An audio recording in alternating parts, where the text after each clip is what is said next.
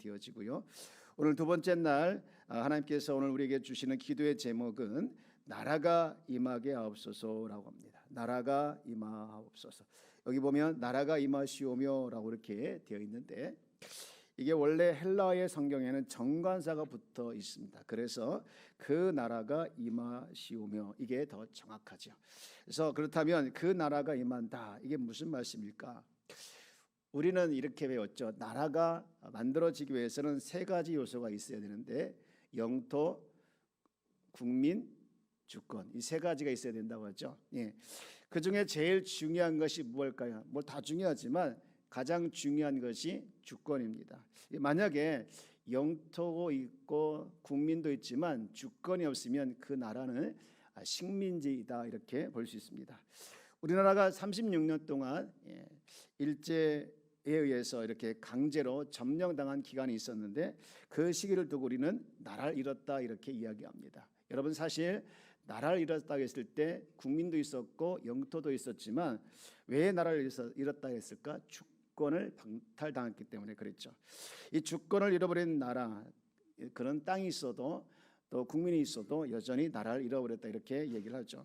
여기서 우리가 중요한 진리를 깨닫게 되어지는데 이 하나님 나라가 임한다라고 하는 것은 우리의 인생의 주권자가 하나님께서 우리를 지도하신다, 이끌어주시고 통치하신다 그런 의미가 되어지고요. 내가 만약 하나님의 주권이 아닌 사탄의 주권에 의해서 내가 있다고 하면 그러면 우리는 하나님 나라를 빼앗긴 것이다 이렇게 볼 수가 있는데요. 그렇다면 이 하나님 나라라고 했을 때 이 하나님 나라가 무엇이냐? 하나님께서 주권을 가지고 다스리는 나라 이렇게 정의를 내릴 수 있죠. 저를 한번 따라서 해볼까요? 하나님께서 주권을 가지고 다스리는 나라. 네, 여러분 그렇습니다. 우리 인생의 우리 삶 속에서 하나님께서 주권을 가지고 다스리는 나라, 그 나라가 곧 천국인 줄 믿습니다. 문득 이 주님이 나라를 다스리면 천국인다 그런 생각을 하게 되어지면서 우리가 늘 이 주님의 다스림을 위해서 기도해야겠다 그런 마음이 다가오는데요. 만약에 여러분 마음을 주님께서 다스려 주시면 그것이 곧 천국이 될 줄 믿습니다.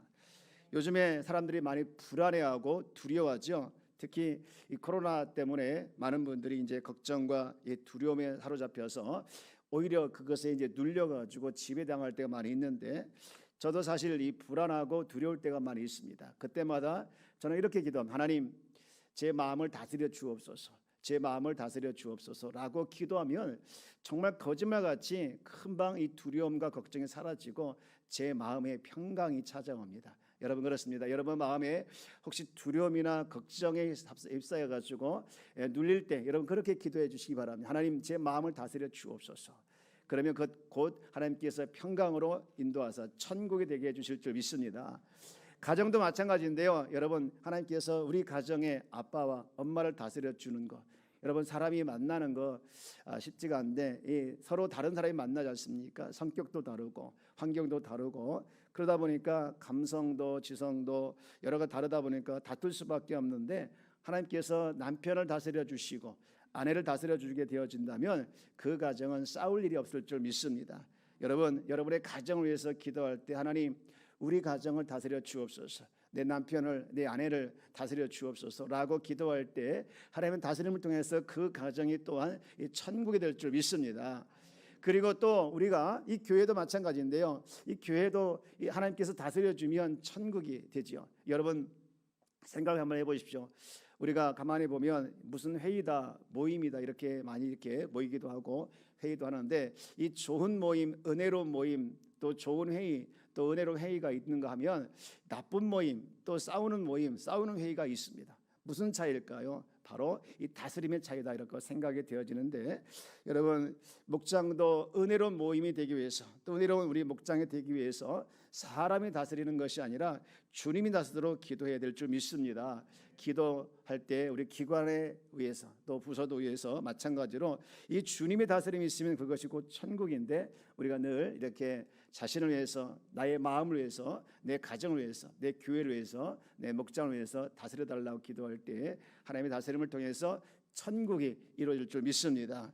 그런데 사람들은 사실 이 다스림을 자기 삶에 적응하는 것에 굉장히 약해져 있습니다. 교회 와서 예배드리고 찬송은 드리는데 그것을 끝이 날 때가 많이 있어요. 실제로 지난주에도 말씀을 드렸지만 내가 입술로는 하나님을 믿는다 고백하고 내가 정말 의지한다 고백하지만 내 삶 속에서 정말 믿는 자의 모습이 약해져 있는, 다시 말해서 실천적 무신론자가 많이 있다는 것이죠. 여러분, 우리는 사실 교회 밖에 나가게 되어지면 많은 문제들이 산더미처럼 쌓여 있는 것이지만 우리가 그때마다 하나님의 다스림을 구할 때 이 땅의 많은 문제들이 하늘에서 열려지게 되게 해주시고 이 땅의 많은 걱정과 어려움들이 하나님께서 다스려 주시게 되어지면 내가 할 수 있는 방법으로, 내가 할 수 못하는 방법을 통해서 하나님께서 반드시 열어주는 귀한 역사가 일어나게 될 줄 믿습니다.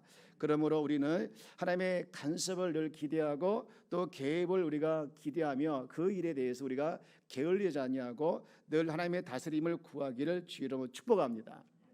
여러분, 찬송가 가사 중에 438장에 보면 내용이 은총을 입어 그런 찬송이 있는데 이 가사 중에 그런 가사가 있습니다. 높은 산이 거친 들이 초막이나 궁궐이나 내 주 예수 모신 곳이 그 어디나 하늘나라. 할렐루야 찬양하세 내 모든 죄 사함 받고 주 예수와 동행하니 그 어디나 무엇하고요? 하늘나라. 그렇습니다. 여러분, 주 예수 모신 것, 주님이 내 마음을 다스려 주시고 주님께서 내 인생의 주권자가 되어주면 그것이 어느 곳에 있든지 간에 하늘나라가 될 줄 믿습니다. 여러분, 이것이 이 찬송가 가사만이 아니라 실제로 주님 모시고 주님께서 다스려 주시면 내 마음도, 내 가정도, 내 교회도, 내 목장도, 내가 사용한 이랬던 공동체 안에서도 반드시 천국이 되리라고 믿습니다. 이 다스림을 구하는 우리 귀한 성도가 되길 바라겠고요. 그런가 하면 이 하나님의 다스림, 다시 말해서 하나님 나라가 내게만 임하는 것이 아니라 그것이 더 확장되어져서 열방까지 임하도록 기도해야 된다는 것이죠. 여러분, 하나님 나라는 이미 자녀들에게 임했는데요. 마태복음 12장 28절 말씀 한번 볼게요. 여기 보면 이렇게 기록이 되어 있는데 우리 한번 같이 읽어볼까요? 시작. 그러나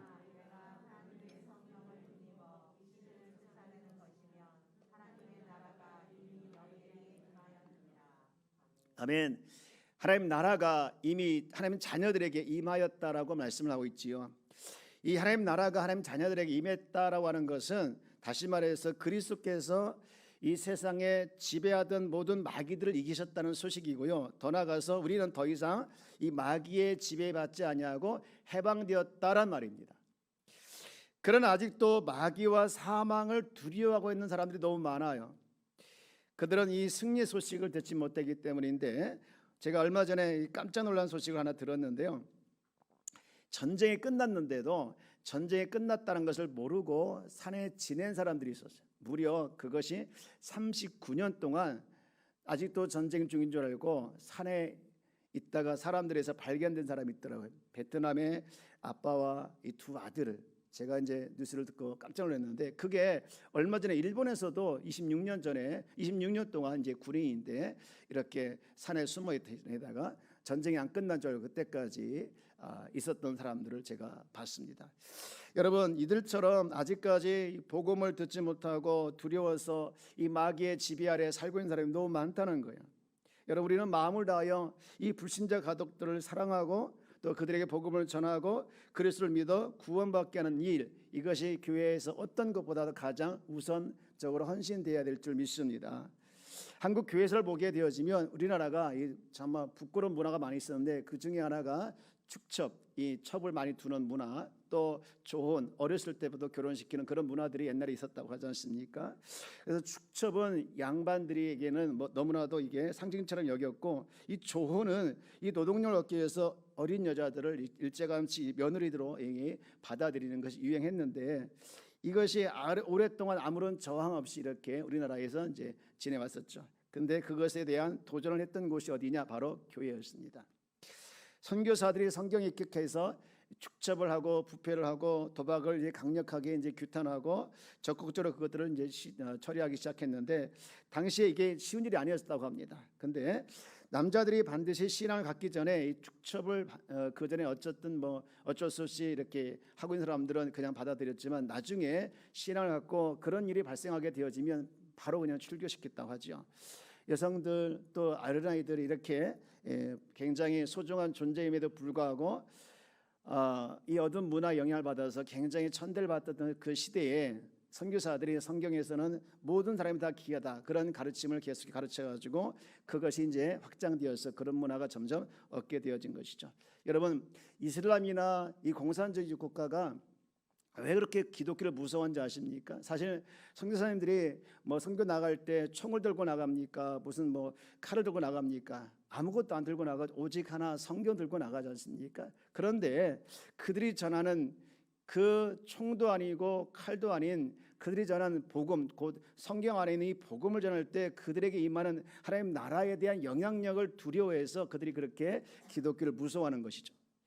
여러분, 하나님 나라는 이미 시작되었습니다. 그러나 아직 완성되었지 않지만 하나님 나라가 시작되고 완성되는 그 중간에 계속해서 갈등이 일어나고 있지만 그럼에도 불구하고 계속해서 하나님 나라는 곳곳에서 여전히 강력하게 역사하고 있는 걸 우리가 확인하고 또 그것을 우리가 늘 이제 경험하고 있게 되는데, 여러분, 우리의 가장 강력한 소명은 다른 것이 아니라 하나님 나라가 아직도 이루어지지 않는, 임하지 않는 곳에 성취되도록 우리가 해야 할 강력한 하나님의 사명 우리에게 주신 걸 기억하고 이 소명을 감당할 수 있도록 우리가 기도하길 주의 이름으로 축복합니다. 하나님은요, 홀로 하나님 나라 완성하는 일을 하실 수 있습니다. 그럼에도 불구하고 사람들을 통해서 하고자 하는 이유가 있는 것이죠. 바로 하나님은 우리들의 헌신을 기다리는 것이죠. 그러므로 우리가 열렬히 기도하고 또 선교하고 온 마음을 다하여서 이 그리스도의 복음이 확장되도록 계속해서 힘써야 될 줄 믿습니다. 제가 최근에 이 코로나 시대에 되는 목회라는 책을 읽었던 적이 있는데, 저는 제가 이 책을 읽고 얼마나 제 마음이 찔렸는지 몰라요. 제가 여태까지 목회를 안일하게 하고 있었고, 그리고 너무나도 이제 그냥 편하게 했었구나 생각이 되어지면서 창피하고 도전을 받았는데, 이 책을 쓴 저자가 하는 말이 있더라고요. 교인 중에 2달 이상 교회를 안 나오면 그 사람은 장기 결석자가 아니라 새로운 전도 대상자라고요. 제가 충격을 받았습니다. 우리는 뭐 1년이든 뭐 오랫동안 안 나오는 분들을 계속해서 장기 결석자 분리해놓고 끊임없이 이렇게 관리를 하는데 이게 아니라는 거예요. 이미 2달 동안 교회를 안 나오면 그 사람은 새로운 전도 대상자라 이렇게 마음 먹고 전도해야 된다는 것이죠. 작년에 우리 교회가 이제 코로나 핑계로 새생명 축제를 못 했는데요. 안 했죠. 그런데 하나님께서 자꾸 제 마음에 감동을 주는 거예요. 그러지 말고 지금 상황에 할 수 있는 방법을 통해서, 지금 할 수 있는 환경을 통해서 새생명 전도 축제를 하라는 거예요. 그래서 지금 이제 그렇게 준비를 하고 있는데, 여러분, 우리가 계속해서 하나님 나라 확장하는 일에 대해서 우리가 손을 놓고 있게 되어지면 여전히 사탄의 영향력 아래, 또 마귀의 영향력 아래 사망의 두려움에 사로잡혀 있는 사람들이 계속해서 그 두려움에서 신음하고 있다는 것을 우리가 알아야 된다는 것이죠. 여러분, 우리 작년부터 우리 청년들이 선교를 못 가고 있는데, 단기 선교를 못 가고 있는데, 단기 선교를 못 가고 있는 청년들이 한결같이 하는 말이 있어요. 또 가고 싶다고요. 또 가고 싶다는 마음이 너무나도 제 마음에 와닿더라. 그때가 참 좋았다고, 선교를 꼭 가고 싶다고. 근데 제가 그들의 소리를 들으면서 이렇게 제 스스로 해석을 했습니다. 잃어버린 영혼들에게 하나님 나라를 전해주지 못하고 있어서 다시 가서 그들에게 하나님 나라를 전해주고 싶다라는 마음으로 제가 해석이 되어지더라고요. 여러분, 지금도 한국 교회 청년들이 예수에 열광하는 곳이 많이 있습니다. 그러나 그들이 예수에 열광을 하지만 잃어버린 영혼들에 대해서 헌신한 사람들이 많지는 않아요. 모두 학업을 포기하고 직장을 포기하고 그 일에 헌신하라 이런 얘기는 아니지만, 어쨌든 간에 우리가 사는 삶의 현장에서 우리는 하나님 나라의 통치를 받고 있습니다. 그러나 하나님 나라의 통치를 받고 있고 복음의 영향력을 받고 있는 소중한 존재인데, 우리는 그 한 사람으로서 이 복음을 전하는 일에 우리가 결코 손을 놓고 살아가서는 안 된다는 것이죠. 이제 말씀을 마치고자 합니다. 인간의 모든 행복과 불행의 차이는 하나님의 통치를 받느냐 하나님의 통치를 받지 않느냐의 차이가 있는 것이죠. 여러분, 우리 삶에 이 주님의 다스림을 늘 받고, 그래서 여러분 삶이 늘 하나님 나라 곧 천국이 되길 주의 여러분 축복합니다.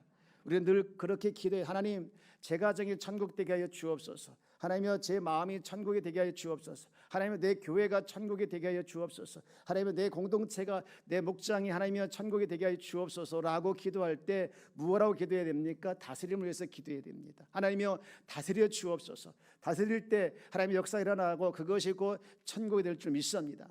오늘 주님은 이 나라가 임하옵시며라고 기도하라고 하겠습니다. 하나님 나라가 임하기를 하나님께 기도하고 있고 본인도 기도하고 있고 또 우리에게도 역시 마찬가지로 하나님 나라가 임하기를 기도하라고 하고 있는 거예요.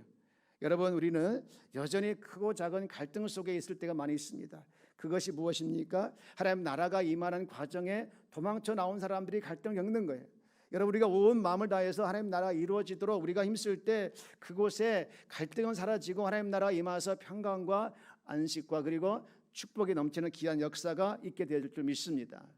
여러분, 우리 하나님 나라가 계속 확장되는 일에 우리가 손을 넣어서는 안 된다는 것이죠. 하나님께서 하나님 나라 확장되도록 우리에게 필요한 물질도 준비해 주셨고 또 생명도 주셨고 모든 자원들을 지금도 계속해서 공급해 주고 있습니다. 그럼에도 불구하고 우리를 밀어주시는 하나님을 외면하고 하나님의 뜻을 외면하고 여전히 그냥 내 갈 길을 갈 때가 얼마나 많이 있습니까? 여러분, 우리는 하나님 나라가 내 안에서 이루어지기 위해서 뿐만 아니라 내 밖에서도 이루어지기 위해서 구해야 된다라고 말씀하고 있는 것이죠. 우리 한번 다시 우리 10절 말씀을 한번 읽어보겠습니다. 시작. 나라가 임하시오며 뜻이 하늘에서 이루어진 것 같이 이 땅에서도 이루어지이다. 아멘. 오늘 우리는 하나님 나라가 내 삶에서부터 이루어질 뿐만 아니라 내 밖에서도 이루어질 수 있도록 우리가 끊임없이 기도하며 또 하나님 나라를 바라보며 살아가는 우리 귀한 성도가 다 되어지기를 주의 이름으로 축원합니다.